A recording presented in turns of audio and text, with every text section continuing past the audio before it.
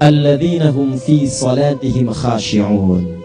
Syarat pertama, kalau ingin mendapatkan surga Firdaus tadi dan kebahagiaannya diturunkan ke bumi, dibawa sampai mati, masuk ke alam kubur lebih bahagia lagi, maka amalan pertama untuk melatih menguatkan iman itu, coba berlatih untuk menunaikan sholat dengan khusyuk. Kalau Anda kerjakan benar sholat ini, maka apa yang Anda dapatkan? Teman-teman ingat betul, saya mau tanya sebentar. Keabadian yang abadi disebut dengan sa'id. Kalau kita ingin turunkan ke dunia percikannya kita dapatkan, usahanya disebut dengan apa? Masih ingat? Aflah itu kalau didapatkan, kata dasarnya apa tadi? Falahun. Lihat baik-baik. Kata Allah dalam Al-Quran tadi, kalau ingin mendapatkan falahun, amalan pertama sholat. Makanya ketika dipanggil sholat, kalimat falah dilekatkan pada panggilan sholat. 5 kali diingatkan. Begitu muadzin kemudian azan memanggil Anda, hayya 'alas shalah. Anda bertanya, ya Allah kenapa kami mesti sholat? Dijawab, hayya 'alal falah. Yuk, ayo, yang sejati datang ini. Belum dapat sujud, belum dapat ruku, saya berikan. Makanya ketika orang sholatnya benar, dia akan mendapatkan 5 keutamaan. Saat di dunia nih, belum ke akhirat, 5 keutamaan yang tidak diberikan pada orang yang tidak sholat. Atau orang sholat tapi sholatnya nggak khusyuk. Sebab syarat mendapatkannya khusyuk. Alladzina hum fi sholatihim khasyi'un. Bukan alladzina hum fi sholatihim saja, tapi ada kalimat khasyi'un. Artinya yang tidak khusyuk saja nggak akan dapat, apalagi yang nggak sholat. Apa yang 5 ini? Lihat baik-baik. 1. Orang yang sholatnya benar, pertama kali sebelum mendapatkan kebahagiaan hakiki dari Allah Subhanahu wa Ta'ala, akan dirubah dulu perilaku hidupnya menjadi perilaku yang lebih baik. Kalau orang itu sholatnya benar, maka sholat itu akan melatih dia untuk berubah, bertransformasi jadi orang baik. Itu ada di Quran surah ke-29 ayat ke-45. Innas sholata tanha 'anil fahsya'i wal munkar. Sumber keburukan cuma 2, kalau bukan fahsya itu munkar. Maaf, pornografi, porno aksi, LGBT, kata-kata jorok, kotor itu fahsya. Di orang sholat kata Allah, mustahil berkata-kata kotor. Orang sholat tidak akan pernah mencela. Orang sholat tidak punya kata-kata jorok. Jika ada sekarang orang yang sholat senang mencela orang lain, itu berarti ada masalah dalam sholatnya. Dan dia belum dijamin sebagai ahli surga terbaik. Dan hidupnya gak bahagia. Gak bahagia. Aneh nih. Sholat tapi senang celah orang. Aneh. Aneh. Yang paling bahaya adalah menikmati celahannya. Itu yang paling aneh. Anda ngaji, Anda ikut taklim, taklimnya sesuai Quran, taklimnya petunjuk sunnah. Anda sholat, Anda puasa, tapi Anda masih senang mencela orang lain dan menikmati celahan itu. Kalau nggak mencela, kayaknya nggak komplit kehidupan. Maka ada yang salah dengan ibadah Anda. Ada yang keliru. Karena mustahil taat bertemu dengan maksiat, itu mustahil. Mungkar, keburukan yang diingkari oleh hati, sumbernya seperti dengan akal. Bohong, mencuri, menipu, membunuh, merampok, membegal, mabuk dan sebagainya, itu namanya mungkar. Orang sholat gak mungkin mengerjakan mungkar. Jadi kalau sholat kita benar, cukuplah Anda sholat, maka Anda akan jadi orang baik. Makanya kata Nabi, Anda punya anak dari kecil ajarin sholat. Sholat kalau naik jadi balik, kerjakan terus. Kasih pelajaran membuat dia mengerti. Kalau masih susah, berikan pelajaran. Ini sering terjemahkan yang memukul. Mukul di Arab beda dengan konteks mukul sekarang. Mukul di Arab tuh ngasih pelajaran supaya ngerti. Anda bisa terjemahkan dengan konteks lain. Uang jajannya tahan, yang kesukaannya simpan dulu. Bisa dengan konteks kekinian. Tapi poinnya, kenapa anak Anda dari kecil ajarin sholat, sampai kenalkan dengan masjid, ajari 3 tahun bawa ke masjid, kenalkan dengan masjid. Gak ada masalah lari-lari itu sebelum waktu sholat. Kenalkan dulu. Dulu orang-orang tuh begitu, sebelum waktu ini kenalkan jalan, begitu lari, biarin dulu. Setelah itu diberi pengertian. Nah, ini bukan tempat berlari, yang berlari di sana nanti, yang di sini nanti akan ada orang-orang baik semuanya. Terus Anda lihat berbaris, baris rapi. Kalau pengen baik ikutan baris nanti. Terus nanti ada yang mimpin di depan, namanya imam. Imam itu siapa ya? Tetangga kita bukan yang Pak Imam, bukan.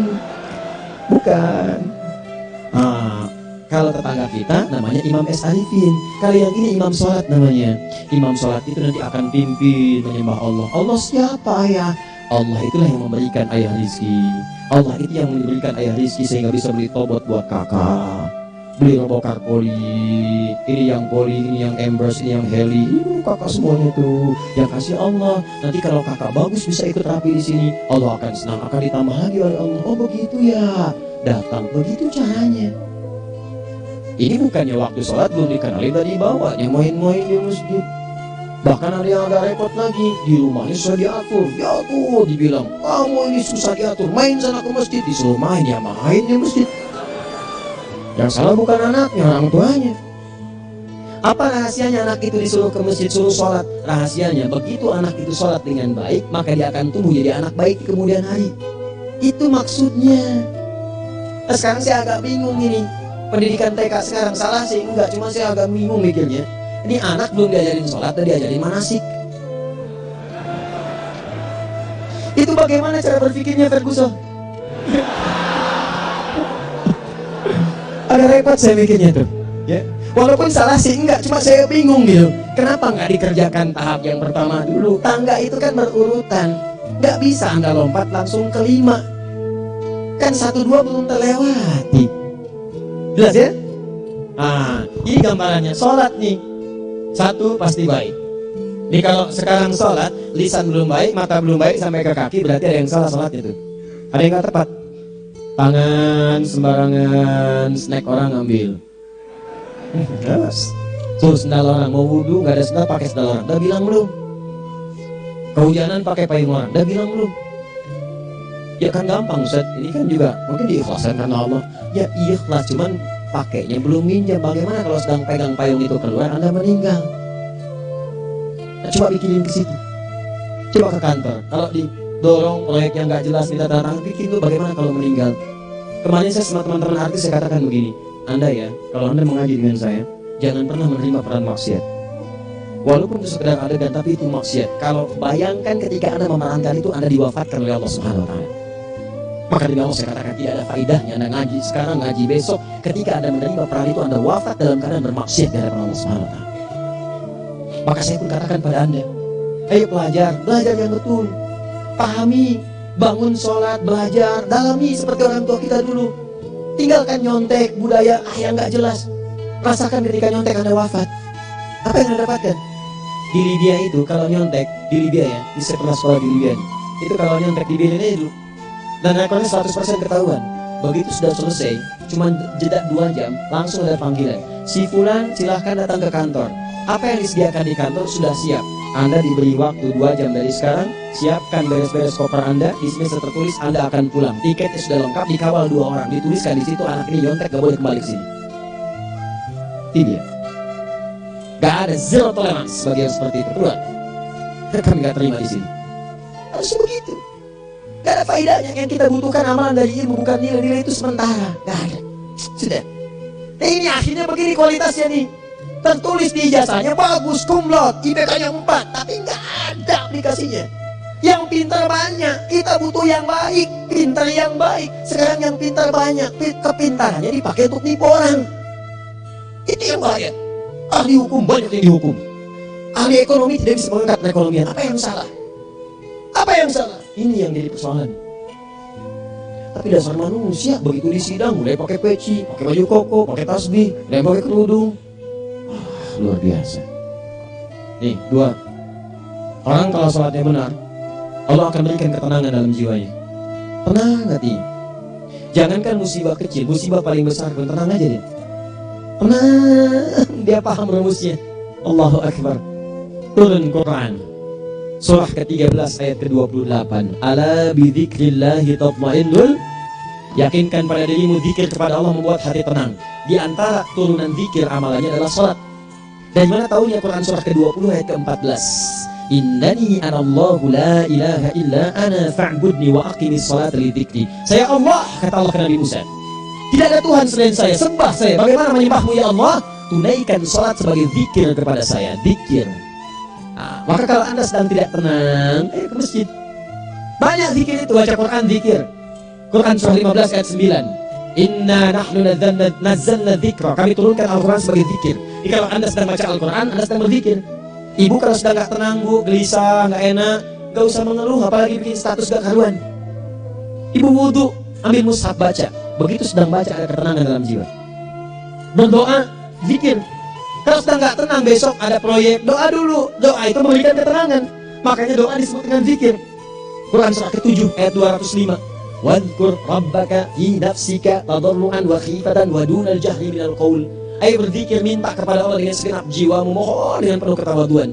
nanti ketenangan diberikan. Menghafal Quran, baca itu zikir. Quran surah ke-54 ayat 17, 22, 32, 40. Walaqad yassarnal Qur'ana lidzikri fahal min mudzakir. Menyebut nama Allah alat menusta itu zikir. Setelah ada persoalan, ya Allah, ya Allah, ya Allah, ya Rahman, ya Rahim, ya Malik, ya Kudus, ya Allah, ya Allah, ya Allah, ya Allah. Zikir. Dalilnya Quran surah kedua ayat 152. Fadhkuruni adzkurkum. Sebut namaku, zikir, apapun akan mengingatmu. Gimana menyebutnya? Ditafsir di Quran surah 17 ayat keberapa? 110. Qul Allah awir Rahman ayyamma tad'u falahul asmaul husna. Sebut nama Allah. Itu menenangkan pada jiwa. Sedangkan sholat gabungan dari semua zikir tadi. Bukankah dalam sholat Anda baca Al-Quran? Bukankah dalam sholat Anda menghafal Al-Quran? Bukankah dalam sholat Anda berdoa? Bukankah dalam sholat Anda istighfar? Anda mohon digabungkan semua itu. Amalan sholat menggabungkan semua jenis zikir. Masa Anda nggak tenang juga? Makanya sholat, jangankan sholat ya, tempat sholat itu yang menenangkan. Tempat sholat, tempat paling tenang di muka bumi. Kalau nggak percaya silahkan ya, Anda sebelum masuk ke Istiqomah ini, begitu Anda masuk kan perasaannya beda kan? Lain. Silahkan cek, kalau cari ketenangan datang ke masjid. Masuk, wudhu masuk, sholat 2 rakaat tenang. Dekat kipas angin, saking tenangnya, ngantuk tidur. Tenang. Enak. Makanya saat Ramadan kalau orang pengen cari ketenangan, lihat di perusahaan-perusahaan penuh tuh musola, pada tidur. Ya, mengamalkan hadis palsu. Ya, dia musoim ibadah, tidurnya orang puasa ibadah, hadis palsu. Nah, itu teman-teman. Itu gambarannya tiga. Orang yang salatnya khusyuk benar, itu dijamin langsung oleh Allah Subhanahu wa taala akan dimudahkan semua urusan hidupnya termasuk rezeki. Ini yang saya katakan tadi, di akhirat ini, di surga, rezeki tinggal ngambil. Anda kalau benar sholatnya, itu langsung dijanjikan oleh Allah. Rezeki itu nggak perlu Anda banyak pikirkan. Ikhtiar sedikit, datang. Bahkan dari sisi yang tidak Anda duga. Apa dalilnya? Quran surah ke-65 ayat 2 dan 3. Ditafsir di Al-Baqarah ayat 2 dan 3. Wa may yattaqillaha yaj'al lahu makhraja. Ada orang yang meningkatkan takwanya kepada Allah, kami mudahkan urusan hidupnya. Setiap persoalannya diberikan jalan keluar, mudah. Solusi. Setiap ada problematika, ada solusi. Wa yarzuqhu min haitsu la yahtasib. Dan kalau dia ingin mendapatkan rezeki, bahkan kami kirimkan dari sisi yang tidak dia duga. Orang lain capek ini datang lagi, tawaran proyek datang lagi. Utsman tuh Masya Allah kayanya banyak, tapi yang paling dirindukan bukan saat mendapatkan peningkatan omsetnya, yaitu saat dia mendapatkan waktu khusus dengan Allah untuk sholat malam hari, sampai-sampainya sempat sholat tahajud sampai khatam Al-Quran. Abdurrahman bin Auf demikian, Tamim Ad-Dari demikian, sholat karena tahu sholat itu meningkatkan rezeki. Karena tahu kuncinya ada di situ, Allah yang punya rizki, disebut dengan Razak, pemilik rizki. Maka saya harus punya hubungan dekat dengan Allah. Kalau sudah punya hubungan dekat, mau apa aja gampang. Belum minta, udah diperhatikan. Silahkan cek, Anda punya hubungan baik dengan bos Anda di kantor. Ya sebelum Anda minta, beliau udah pikirin tuh, telepon bendahara. Dia udah ngambil proyeknya. Belum Pak, tambahkan bonus sekian. Kenapa? Karena dia mengawasi Anda. Allah Maha tahu dibandingkan dengan bos Anda. Mendekat kepada Allah semua diperhatikan oleh Allah. Siapa orang takwa itu? Kalimat takwa pertama di Al-Quran Al-Baqarah ayat 2, amalannya ayat 3. Dzalikal kitabu la raiba fihi hudal lil. Siapa mutakin itu? Ayat 3-nya. Alladzina yu'minuna bil ghaib wa yuqimunas. Jadi gampang, kalau pengen mudah hidupnya gampang. Biaya nggak mahal, tenaga nggak banyak, tingkatkan takwa nih. Jadi kalau hidup Anda masih susah, di kantor champion, di rumah tangga bermasalah terus, atau sebaliknya, maka boleh jadi kalau gelar Anda tinggi, harta Anda banyak, tapi selalu punya masalah. Bukan Anda kurang hebat, bukan Anda kurang kedudukan, bukan Anda kurang kaya, Anda kurang takwa. Dan yang paling dahsyat, mungkin sholat Anda belum berkualitas. 4. Orang yang sholatnya benar, khusyuk dia. Bahkan saat sholat itu kalau dia minta, maka seketika doanya akan dikabulkan. Tanpa diskusi, langsung seketika. Contoh, Quran surah ketiga ayat 38-39. Demi Allah saya katakan, Nabi Zakaria punya masalahnya pelik. Sudah berumah tangga, istrinya divonis monopos, maaf bahkan mandul. Gak mungkin punya keturunan. Maka apa yang beliau kerjakan secara singkat, beliau sholat. Begitu sholat minta kepada Allah. Hunalika da'a Zakaria rabbah. Di mihrab itu beliau bermohon kepada Allah. Bermohonnya sambil sholat. Qala rabbi habli min ladunka dzurriyyatan thayyibah innaka sami'ud du'a. Ya Allah, mereka katakan saya nggak mungkin punya keturunan. Sekarang saya ingin katakan, ya Allah, saya hanya minta darimu saja, saya nggak akan dengarkan mereka. Ya Allah, mohon Kau Maha mendengar, ya Allah. Maha mendengar doa saya. Kalau kepada yang Maha mendengar aja nggak mengabulkan, kepada siapa lagi saya mesti minta? Apa yang terjadi? Fanadatul malaikatu wa huwa qa'imun yusalli fil mihrab. turun malaikat mengabarkan, sedangkan beliau masih sholat, belum selesai dalam sholatnya. Sholat khusyuk itu belum selesai sholat aja dikabulkan, doa sudah turun. Sholatnya belum selesai, doa sudah dikabulkan. Anallahu yubashshiruka bi Yahya, Allah kasih kabar gembira, doa kamu didengar, dikabulkan, kamu akan punya anak, namanya langsung dari Allah Yahya, artinya hidup yang mustahil menurut manusia. Lahir seorang dari rahim perempuan yang melupus dan mandul, bayi yang hidup, kata Allah nggak ada yang mustahil bagiku, jadi dan jadi dia. Berita baiknya, Nabi Zakaria sholat dikabulkan, umat Nabi Muhammad sebelum sholat sudah ditunggu oleh Allah, mau minta apa, aku kabulkan sekarang. Hadisnya qudsi, saya bacakan. Hadatsana qala Rasulullah sallallahu alaihi wasallam, qala Allah azza wa jalla, qasamtu shalah baini wa baina abdi. Kata Allah, saya bagi dua ya, salat antara aku dengan hambaku. Wali abdi ma sa'ala. Kalau hambaku benar salatnya, aku berikan apapun yang dia minta sekarang. Idza qala al-abdu alhamdulillahi rabbil alamin. Bagian pertama, kalau hamba benar membaca Al-Fatihahnya dari alhamdulillahi rabbil alamin, kalau Allah azza wa jalla dijawab oleh Allah, hamadani abdi, hambaku sedang memujiku. Wa idza qala ar-rahmanir rahim, jika hambaku berkata ar-rahmanir rahim, qala Allah azza wa jalla asna alayya abdi, hambaku sedang menyanjungku. Wa idza qala maliki yaumiddin, qala Allah azza wa jalla majjadani abdi, kalau hambaku mengatakan maliki yaumiddin, kata Allah hambaku sedang mengagungkanku. Perhatikan sekarang. Wa idza qala al-'abdu iyyaka na'budu wa iyyaka nasta'in, jika hambaku berkata sekarang, ya Allah, kami sekarang ibadah salat menyembahmu, dan kami sekarang sedang punya masalah, kami hanya minta tolong kepadamu ya Rabb. Apa jawabannya? Beda dengan sebelumnya. Kata Allah, hada baini wa baina abdi, inilah perjanjian antara aku dengan hambaku. Wali abdi, kalau hambaku benar khusyuk salatnya sampai detik ini, baru sampai Al-Fatihah itu pun belum tuntas, baru sampai Al-Fatihah itu pun belum tuntas. Kalau benar bacaannya betul, salatnya dari takbir sampai dengan selesainya, sampai ayat itu, iyyaka na'budu wa iyyaka nasta'in, kata Allah, masalah apapun yang dia minta sekarang, aku akan kabulkan. Besok saya kasih rahasia yang di KBP. Ada awal pembuka di awal sebelum Al-Fatihah yang kalau Anda benar bacanya, itu pengantar kepada pengambulan doa di Al-Fatihah. Apa itu? Besok. 5. Yang kelima ini yang paling diharapkan, dan ini penutup dalam kajian kita malam ini. Teman-teman sekalian, perhatikan baik-baik.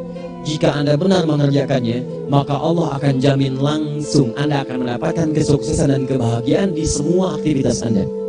Kalau jadi suami yang sukses, rumah tangga yang bahagia. Kalau jadi pegawai yang sukses, dan di kantor bahagia. Masih ingat? Kesuksesan yang menghadirkan kebahagiaan, konteksnya dunia disebut dengan falah, dipegang disebut dengan aflah. Dikembalikan lagi ke atas, ke surah ke-23 ayat 1 dan 2. Qad aflahal mu'minun. Apa amalannya? Alladzina hum fi salatihim khashi'un. Persoalannya, kalau Anda salat belum mendapatkan satu di antara 5 ini, apa masalahnya? Pertama, masalahnya kata Al-Quran boleh jadi yang salat itu belum khusyuk. Apa itu khusyuk? 2 maknanya, dan saya tutup di sini. Apa yang 2 itu? 1, kebanyakan orang salat masih membawa dunia dalam salatnya. Makanya kalau pengen khusyuk, kata Allah, maka Anda rasakan akan bertemu Allah. Rumusnya Quran surah kedua ayat 45 sampai 46. Rasakan secara singkat, mungkin itu sholat terakhir yang Anda akan kerjakan dalam kehidupan. Mungkin di sholat itu Anda wafat. Kata Allah, alladzina yadhunnuna annahum mulaqu rabbihim. Orang khusyuk itu sudah kelihatan dari sebelum sholat, dia sudah merasa persiapan menghadap Allah. Persiapan ke manusia aja, dia sudah siap-siap, mandi dulu, ganti pakaian, pakai parfum, macam-macam dan sebagainya, hanya memenuhi undangan manusia. Allah mengundang Anda 5 kali dalam sehari. Ya maaf, mengabulkan doa Anda, mencukupkan kebutuhan, menyembuhkan kalau sakit, disiapkan Anda. Harusnya apa? Penampilan sempurna. Kata Quran, orang khusyuk itu kelihatan sebelum sholat, pakaiannya kelihatan. Quran surah 7 ayat 31, ya bani Adam khudhu zinatakum inda kulli masjid. Ya anak cucu Adam, kalau tiba panggilan dari masjid, kenakan pakaian terbaikmu. Di anak cucu Adam tuh kelihatan. Kalau orang khusyuk begitu adzan, kelihatan pakaiannya lain. Pakaiannya indah. Khudhu zinatakum, kenakan pakaian terbaikmu. Dipakai, bertemu Allah. Bertemu manusia ya pakaian bagus-bagus. Ini aneh ya, ada orang salah ibadah aja. Orang salah ibadah pakaiannya bagus-bagus. Lihat di hari-hari tertentu, besok tuh orang mau ke tempat masing-masing tuh. Ada yang pakai jas, pakai dasi, pakai batik, pakai kebaya, anaknya dibawa, dikuncir 2, bawa manisan macam-macam. Mau salah ibadah aja, tampilan bagus. Masa antum yang benar ibadahnya nggak bagus? Beda kan? Pakaian futsal, pakaian sholat ganti dengan yang sholat. Ini gimana pakaian sholat pakai pakaian futsal? Depannya gambar Messi, belakang Ronaldo. Repot. Malaikatnya juga bilang, kamu salah baju, harusnya Luka Modric.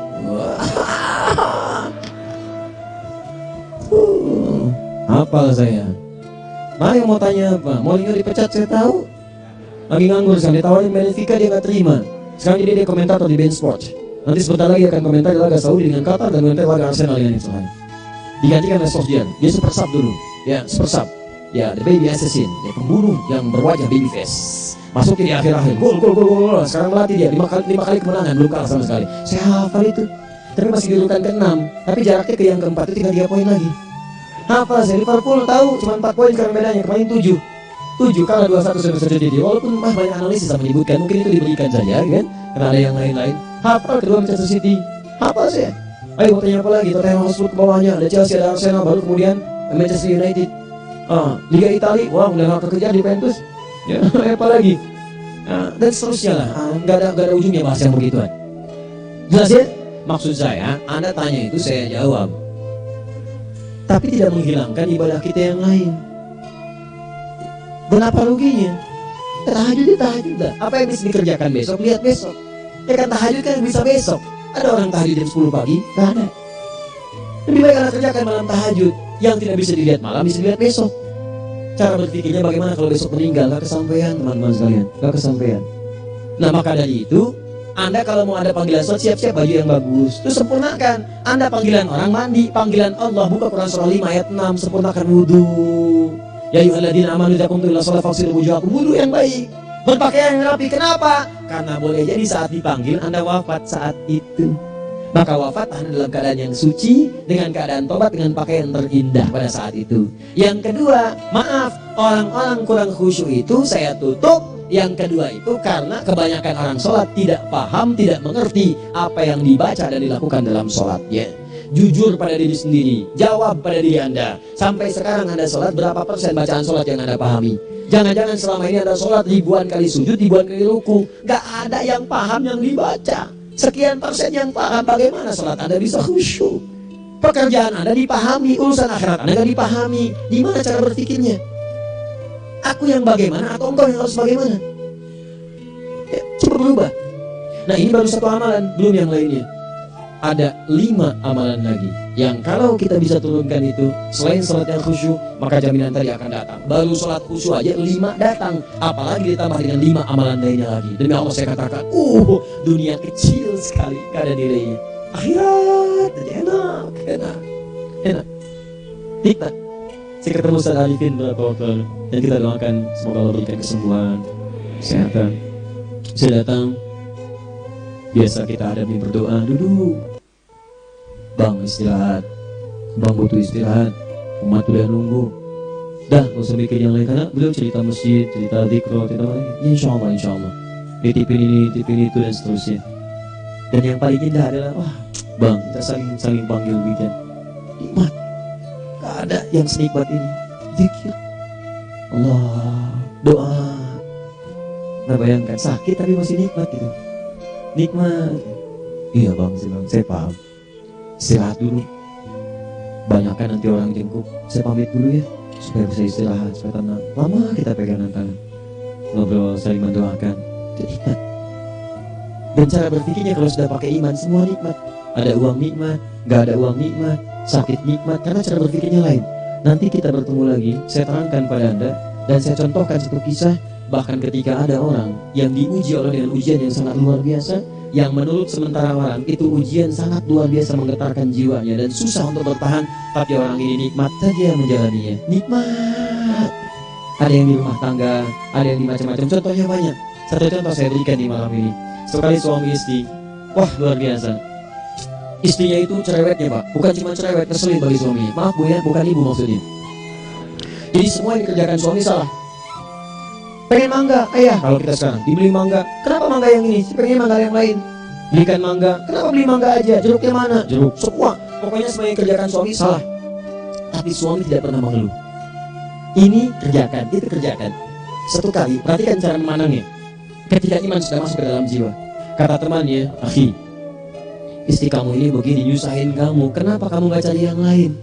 Kan gampang, ada syariat, udah pisahin aja, cari yang lain, kamu tenang ibadah. Apa jawabannya? Hey, Allah sudah turunkan surga ke saya lewat dia. Kenapa kamu minta saya untuk menjauhinya dan meninggalkan surga saya? Di cara melihat dia, bukankah ketika ada berbagai keluhan saya sabar? Bukankah sabar mendekatkan saya ke surga? Allah kirimkan tipikal istri seperti ini supaya mendekatkan saya ke surga. Dengan itu kan saya banyak pahala. Saya sabar, pahala banyak. Sudah Allah berikan pahala kepada saya. Kamu malah nyuruh saya untuk berpisah dengan pahala itu. Perhatikan cara berpikirnya. Indah. Kalau rumah tangga seperti ini semuanya enak. Suaminya biasa-biasa, istrinya cantik, luar biasa. Begitu berdandan kelihatan kata suaminya, Masya Allah, wajahnya tak berpaling malah tak berkedip. Kata istrinya, ya zawji madabik, sayang kamu kenapa? Allah syakiradillah bihadarik. Demi Allah, aku bersyukur mendapatkan istri secantik kamu. Kata istrinya, nahnu fil jannah zawji, kita berdua di surga. Kata suaminya, kok bisa begitu jawabanmu? Iya, kamu bersyukur dengan keadaanku, aku bersabar dengan keadaanmu. Catat. Bukankah orang syukur dan sabar di surga? Tuh lihat, canda-canda orang-orang soleh itu begitu. Nikmat ketawa walaupun nyelekit di hati. Cuman bawaannya enak gitu. Nah, nanti itu ada tuh, nanti saya turunin tuh. Yang di rumah tangga, yang ini, yang itu nanti. Kapan? Pertemuan berikutnya. Ya. Jadi kita cukupkan dulu di malam ini apa yang kita pelajari supaya nanti gak terlampau banyak kita dapat materi, cuma sayang sedikit mengamalkan. Saya sudah tuangkan di sini, banyak saya tuliskan termasuk di keluarga di macam-macam. Ini saya tulis tapi silakan Anda baca, kalau ada manfaat silakan dapatkan, kalau ada yang kurang silakan sampaikan untuk dikoreksi. Semoga Allah muliakan kita semua insyaallah. Sekali lagi, perbaiki hidup, jangan banyak mainnya, dan sudah jangan banyak membuang dengan yang sia-sia apapun yang dihadapi. Sekali lagi, tolong jaga kondusivitas, bantu negara kita, ketertiban, keamanan. Kalau saya menyampaikan sesuatu ada singgungan dengan yang kekinian, itu maksudnya koreksi masukan-masukan supaya diperbaiki. Tapi tetap dalam urusan pemilihan kita punya pilihan masing-masing yang tidak boleh dipaksakan. Jelas ya? Baik, jadi saya sampaikan sekali lagi. Pertama, pilih mana? Anda dipaksa harus ikut, atau yang kedua, kita bebas memilih sesuai